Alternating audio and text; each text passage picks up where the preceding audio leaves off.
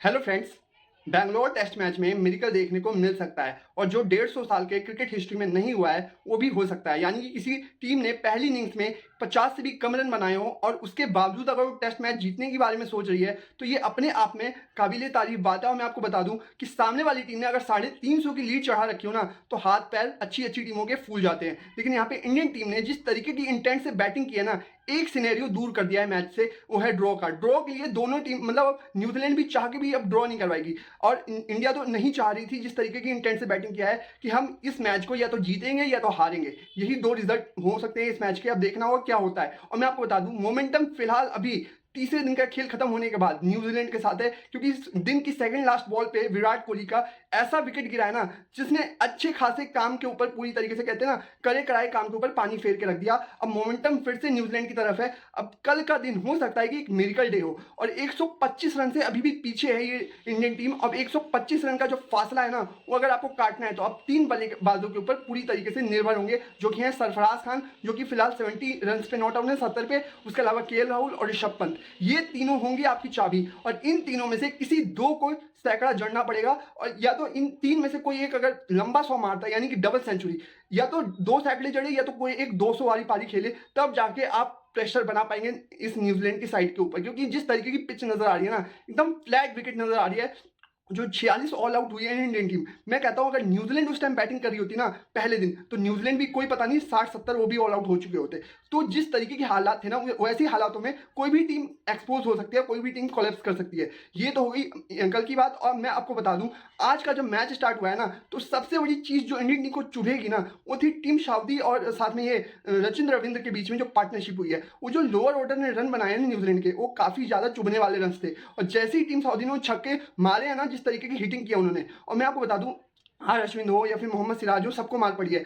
एक फेज ऐसा था जहां पे 4 ओवरों में 58 रन इंडियन टीम ने कंसीड कर दिए। वो 58 रन ही हो सकता है कि इंडियन टीम को भारी पड़ जाए, क्योंकि अगर मान लीजिए 300 350 का जो लीड है ना, अगर वो 350 के बजाय 300 का भी होता ना, 50 या 60 रन कम होते ना इस लीड में, तो इंडियन टीम एक मजबूत पोजीशन में अपने आप को देख रही होती। और जो अभी हम 125 रन पीछे हैं वो शायद हम 75 रन पीछे होते हैं अगर वो 50 रन कम होते तो। और जैसे हम मोमेंटम देखते हैं ना कि किस तरीके से शिफ्ट होता है, इसी तरीके से होता है कि विराट कोहली का एक विकेट गिरा तो अभी मोमेंटम उनके ड्रेसिंग रूम में चला गया। और अगर मान लीजिए 125 की जगह अभी 75 रन होते हैं और इंडिया 2 विकेट ही खोया होता तो पूरी तरीके से मोमेंटम इंडिया की तरफ होता। मेरे को लग रहा है इंडियन टीम ने जैसे जैसे कारनामे कर रखे हैं ना, इस मैच में भी आपको कोई कारनामा जरूर देखने को मिलेगा। और यही सबसे बड़ी काबिलियत की बात है, यही सबसे बड़ी तारीफ करने वाली बात है कि एक ऐसी टीम जो कि 350 की रन कंसीड करके लीड मतलब कंसीड करने के बावजूद भी एक मेंटली तौर पे ये नहीं दिखा उस टीम में कि आप फंसे हुए हैं।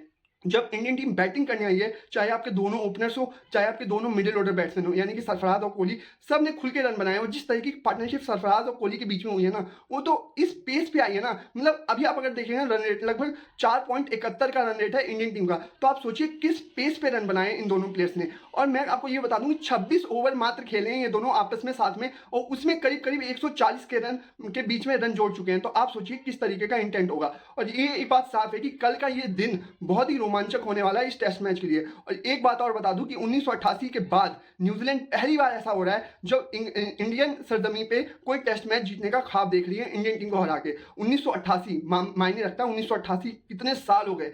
तो आप सोचिए उस टीम के ऊपर भी प्रेशर जरूर होगा अगर उनको ये स्टैट्स पता होंगे तो। उसके अलावा मैं आपको बता दूं जिस तरीके की पिच नजर आ रही है, पिच में कोई ज्यादा वेयर एंड टेयर अभी तो फिलहाल नजर नहीं आ रहा। हाँ, कोई कोई बॉलें हल्की सी नीचे रह रही है, जिस तरीके से विराट कोहली ने खेले हैं नीचे डिफेंस किए हैं ग्लेन फिलिप्स को। और मैं आपको बता दूं सबसे बड़ा खतरा कौन हो सकता है, सबसे बड़ा खतरा इस विकेट के ऊपर ग्लेन फिलिप्स, जो as a part timer bowler आप देखते हैं वैसे तो, लेकिन अभी वो फुल टाइमर बॉलर के तौर पे न्यूजीलैंड उनको यूज कर रही है, वो हो सकते हैं। तो कल आपको उन्हीं को संभालना होगा। मॉर्निंग सेशंस में तो फास्ट बॉलर ही उधर से बॉलिंग करवाएंगे दोनों।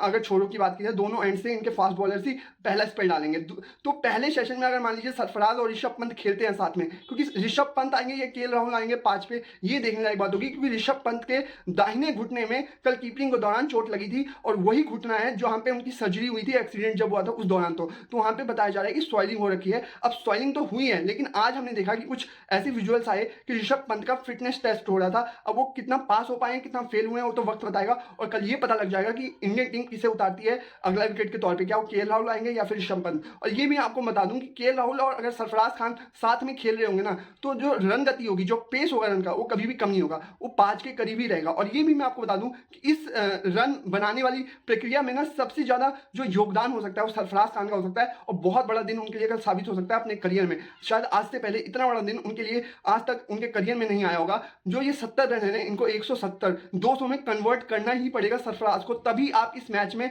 ड्राइविंग सीट पे पहुंचेंगे। अगर सरफराज खान का विकेट कहीं मॉर्निंग में निकल गया तो इस मैच में आप पिछड़ जाएंगे। हम जानते हैं कि रविंद्र जडेजा और आर अश्विन भी हैं, लेकिन हर बार आर अश्विन और रविंद्र जडेजा आपको बचा लेंगे ऐसा मुमकिन भी नहीं है। और आपके प्योर बैट्समैन अब 3 ही बाकी हैं, ऋषभ पंत, केएल राहुल और सरफराज खान। अब इन तीनों में से 2 को या तो सैकड़ा जड़ना होगा या तो 1 का डबल 100 आना होगा, तभी आप इस मैच में कहीं कुछ आशाएं पिरो सकते हैं जीतने के लिए। या फिर ये मैच अब ड्रॉ की तरफ तो बिल्कुल नहीं जा रहा। और मैं आपको ये बता दूं, कल थोड़ी बहुत बारिश की भी प्रेडिक्शन है। तो कुल मिला के कल का दिन एक बहुत ही हिस्टोरिक दिन साबित हो सकता है इंडियन टीम के लिए भी और साथ में न्यूजीलैंड की टीम के लिए भी हो सकता है। तो ये मैच इस तरीके से अभी फिलहाल है ना, बैलेंस में है, किसी भी पल्ले में जा सकता है, किसी भी तराजू में जाके गिर सकता है ये मैच। अब कौन सी टीम के उसमें गिरेगा ये तो वक्त ही बताएगा, क्योंकि विराट कोहली वाला विकेट नहीं गिरना चाहिए था। अगर विराट कोहली का विकेट नहीं गिरता ना आज के दिन, तो पूरी तरीके से इंडियन टीम हावी हो चुकी होती और ये बात कर रहे होते कि कल विराट और सरफराज दोनों शतक मारेंगे।